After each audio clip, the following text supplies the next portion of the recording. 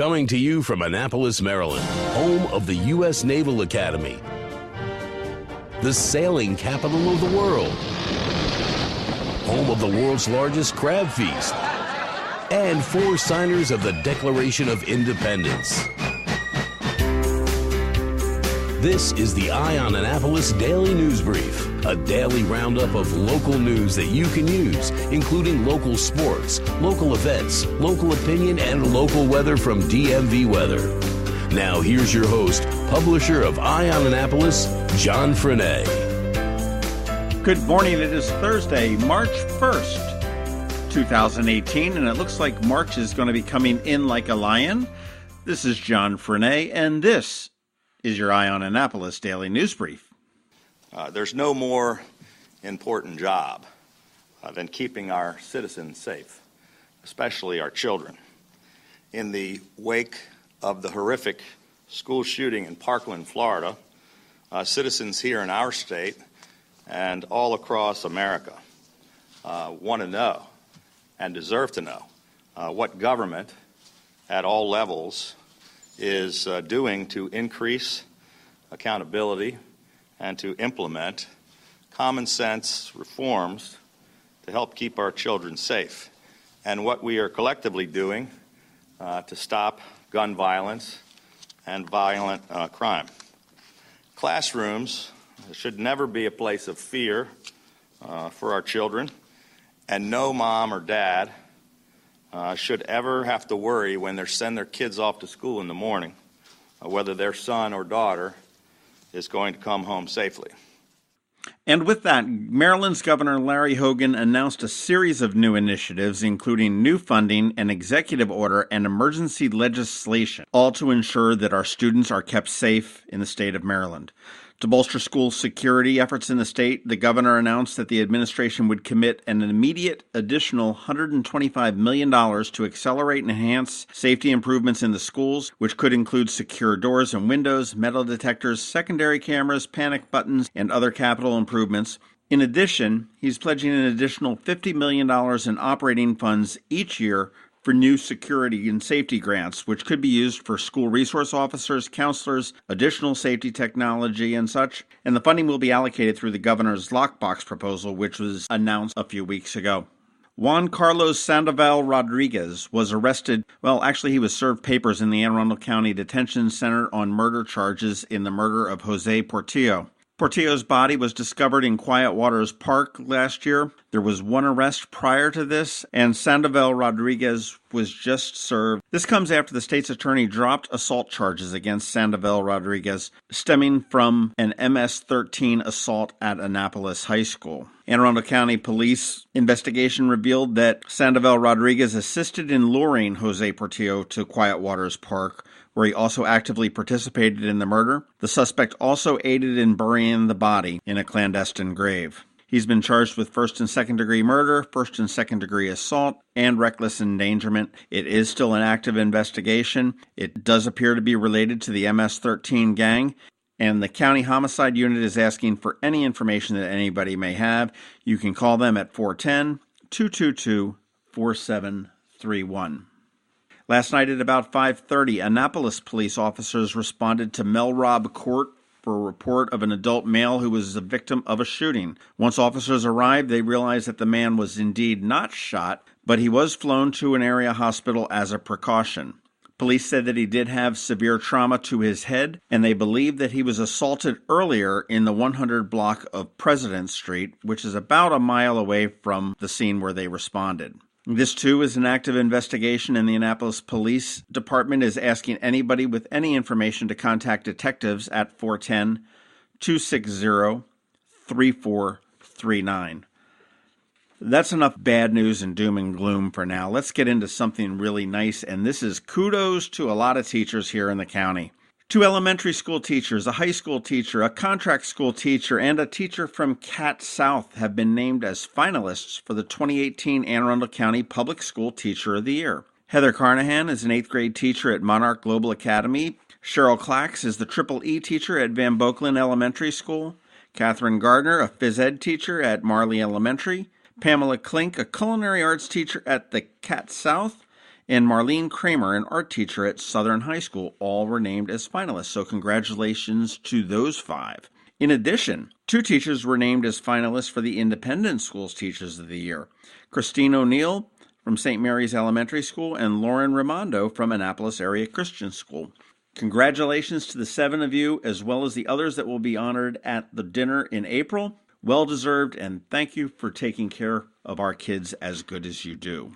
I just wanted to make a quick correction to yesterday's podcast when I had said that current County Councilman John Grasso did not file to run. He did indeed file to run for District 32 Senate, so he will be taking on current State Senator Brian Simonaire. What happened is I had a report that was time-stamped late last night after the filing deadline, but there were some updates that the Board of Elections made early yesterday morning.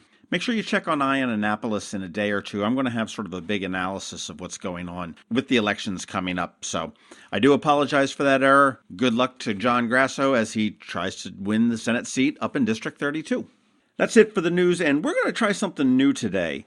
Why not? It's a new month, new stuff. Makerspace. It's a place to make things. Hard to describe, but if you want a 3D print, if you need a specialized tool to create something, this is a place that might have it for you. There are several of them in the area, and one right here in Annapolis. It's a really kind of a cool collaborative concept, and we have Trevor, who's going to let us know exactly what's up with the Annapolis Makerspace and what's happening around in the area. So stick around. We're going to have Trevor join us after George Young gives us the skinny on the blustery weekend weather. I'm Sean O'Neill, your local RBC Wealth Management Advisor. When you choose to work with me, you'll have access to a worldwide network of financial products and services only available from a leading global institution. RBC's international reputation for physical strength and stability, world-class capabilities, and corporate values is unique in the financial services industry. I also recognize the importance of reinvesting in the communities in which we live and work, and I'm committed to serving my clients by building long-term relationships based on trust, integrity, and confidence. I look forward to helping you with your wealth management needs. Call me, Sean O'Neill, today at 410-573-6723 for a complimentary consultation. RBC Wealth Management, a division of RBC Capital Markets, LLC. Member NYSE, FINRA, and SIPC. This is Maryland. The weather can be nearly unpredictable. We've got George Young from DMV Weather in Annapolis to sort it all out. Hey everyone, this is George with DMV Weather with your Eye on Annapolis forecast for Thursday, March the 1st. You know the phrase, in like a lion, as it pertains to weather at the start of March? Well, there's a beast of a storm coming to much of Maryland later today through pretty much all of Friday, and even into part of Saturday. And this lion means business. Not only could the Annapolis area see rain in excess of 1 inch that could potentially even turn to snow at the end as colder air gets drawn into the region later on Friday around the storm's counterclockwise circulation. But the main story is that there will be very strong winds across all of Anne Arundel County from essentially 12 a.m. Friday morning until around 12 a.m. to 6 a.m. or so Saturday morning, with sustained winds likely 20 to 30 miles per hour or even 35, and gusts to possibly 50 or even 60 miles per hour.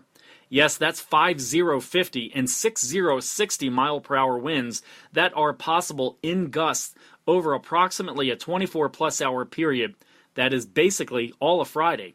And with rain falling on top of an already slightly wet and soft ground layer, there is a real threat of downed trees and power lines with this storm across the region. Not necessarily 2012 derecho-style downed trees and power lines, but in effect, the area will see tropical storm conditions at times on Friday, March the 2nd. As for the NHL game in Annapolis at 8 p.m. Saturday night, conditions should be good to go for that one, although still breezy, with temps around 40 when the puck is dropped for the opening face-off. Bottom line for this upcoming storm is this: take it seriously enough at this point to get everything charged up before going to bed tonight in case of power outages, and definitely take it seriously enough to maybe consider hanging out or sleeping in a lower level that's a bit more protected from branches, limbs, and trees than the rest of the house if you have trees around. In other words, have a game plan just in case, and don't be afraid to move to a lower level just in case things get a little sideways outside. Okay, that's it for us today. Download our free weather app by searching for DC MDVA Weather in the Apple App Store or Google Play Store, and also follow us at dmvweather.com or on Twitter or Facebook so you can always stay weather informed. This is George Young of DMV Weather with your Eye on Annapolis forecast. Despite the expected potential severe weather across the area over the next 24 to 48 hours. Have fun and be safe. I'm Sean O'Neill, your local RBC Wealth Management Advisor. More than likely, the primary reason you save and invest is to achieve your life goals while ensuring your long-term financial well-being. But before you can determine your preparedness towards your goals, you need long-term answers to important questions about how much money you need, where it will come from, and how long it will last. RBC Wealth Plan, a new industry-leading tool, is now available to help answer these questions and develop your personal plan using a conversational approach. With RBC Wealth Plan, we can create a personal analysis based on these unique goals while offering you the ability to weigh certain decisions and determine what's best for you and your family. Call me, Sean O'Neill, today at 410-573-6723 for a complimentary consultation. RBC Wealth Management, a division of RBC Capital Markets, LLC. Member NYSE, FINRA, and SIPC. This is Trevor from Annapolis Makerspace with this week's Maker Minutes. The Anne Arundel County Public Library System always has fun stuff for makers. Tonight, at an Eastport Annapolis NEC, they're playing with virtual reality.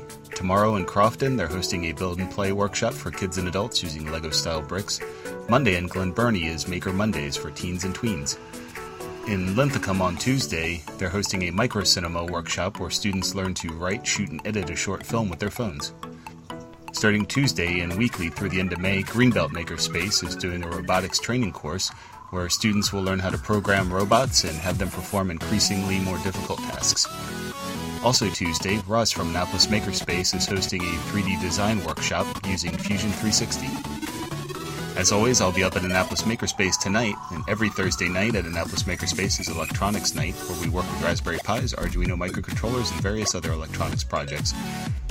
You can find out more about Annapolis Makerspace at www.makeannapolis.org. Whether you're making art, software, sawdust, or just a mess, chances are you're already a maker. This has been Trevor from Annapolis Makerspace with this week's Maker Minutes.